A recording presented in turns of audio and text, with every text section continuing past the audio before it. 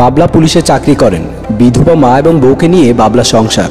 আজ বাবলার night duty পড়েছে, তাই ডিউটিতে যাওয়ার জন্য রেডি হচ্ছিল বাবলা। মাকে ডাকলেন, মা মা।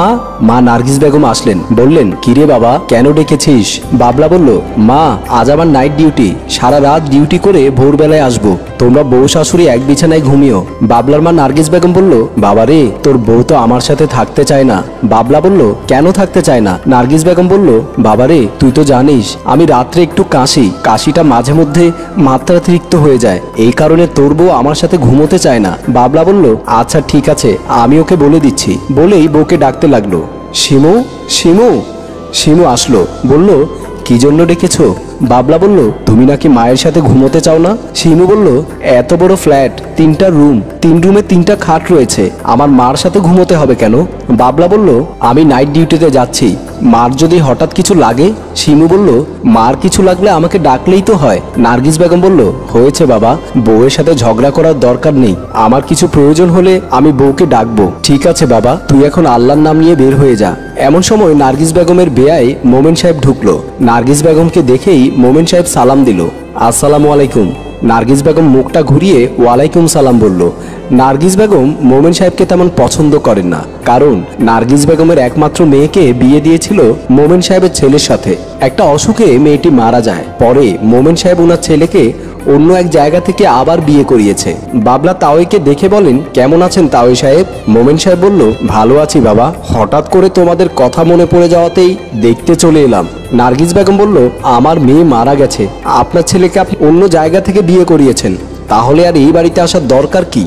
মোমেন সাহেব বলল, মারা গেছে ঠিক আছে, কিন্তু সম্পর্কটা তো আর মারা যায়নি। বাবলা বলল, মা তুমি তাওইকে পছন্দ করো না কেন? নার্গিস বেগম বলল, আমার মেয়েটাকে ওরা চিকিৎসা না করিয়ে মেরে ফেলেছে। মোমেন সাহেব বলল, দেখুন বিয়ান সাহেব, সারা জীবন একটা মিথ্যে অপবাদ দিয়ে আমাকে দোষারোপ করবেন না। উপরওয়ালা দেখছেন আপনার মেয়ের জন্য আমি কত চেষ্টা করেছি, আল্লাহর হুকুম ছিল তাই নিয়ে গেছে, কিন্তু আমি আসা যাওয়া করে এখনো তো সম্পর্কটা টিকিয়ে রেখেছি। শিমু বলল, এই তোমার না দেরি হয়ে যাচ্ছে, তুমি চলে যাও না, তাও এসেছে আজ রাত থাকবে, তুমি কাল ডিউটি থেকে আসলেই কথা বলবে। বাবলা বলল, মা তুমি আর আমার তাওয়ের সাথে ঝগড়া করিও না, তাওই আপনি ড্রয়িং রুমের এই খাটে ঘুমিয়েন, আমি ভোরে আসলে আমাকে দরজাটা খুলে দিয়েন, এখন তাহলে আসি তাওই। বলেই বাবলা বের হয়ে গেল। শিমু বলল, তাওই হাত মুখ ধুয়ে খাবার টেবিলে আসুন, আমি গোসলটা সেরে আপনাকে ভাত বেড়ে দিচ্ছি। বলেই শিমু চলে গেল। নার্গিস বেগম যাবার সময় মোমেন সাহেব হাত ধরে ফেললো। নার্গিস বেগম বলল, বুড়ো হয়েছ, এখনো ভীমরতি যায়নি, এই জন্যই তো আমি আপনাকে পছন্দ করি না। বলেই নার্গিস বেগম চলে গেলেন। মোমেন সাহেব মনে মনে বলল, তুমি যতই আমাকে দূরে ঠেলে রাখো নার্গিস বেগম, আমি তোমার টানে এখানে অবশ্যই আসবো। মোমেন সাহেব খাটের উপর শুয়ে রইলেন। কিছুক্ষণ পরে ভাবলো, অনেকক্ষণ তো হলো, যাই হাত মুখটা ধুয়ে খাবারটা খেয়ে আসি। বলেই মোমেন সাহেব বাথরুমের দিকে গেল। মোমেন সাহেব বাথরুমের দিকে যেতেই বাথরুম ভেতর থেকে গোসলের শব্দ শুনতে পেল। ভাবলেন, বাথরুমে কে গেল? নিশ্চয় আমার বেআইন গিয়েছে। মোমেন সাহেব মূলত এই বাড়িতে আসেন বেআইনের সাথে একটু ভাব জমানোর জন্য, কারণ মোমেন সাহেব ওনার ছেলের সাথে নার্গিস বেগমের মেয়েকে বিয়ে করিয়েছিল, তখন নার্গিস বেগম ছিল ভরা যৌবনা। মোমেন সাহেব মন ভরে শিমুর গোসল দেখতে লাগলো। শিমুর গোসল দেখতে দেখতে মোমেন সাহেব একসময় আনমনা হয়ে গেল। এক পর্যায়ে শিমু গোসল ছেড়ে বাথরুম থেকে বের হওয়ার সময় মোমেন সাহেবকে দেখতে পেল। মোমেন সাহেব একটা নির্লজ্জের মতো হাসি দিয়ে বলল, চোখে ঘুম আসছে, একটু পানি দেব। শিমু চলে আসলো।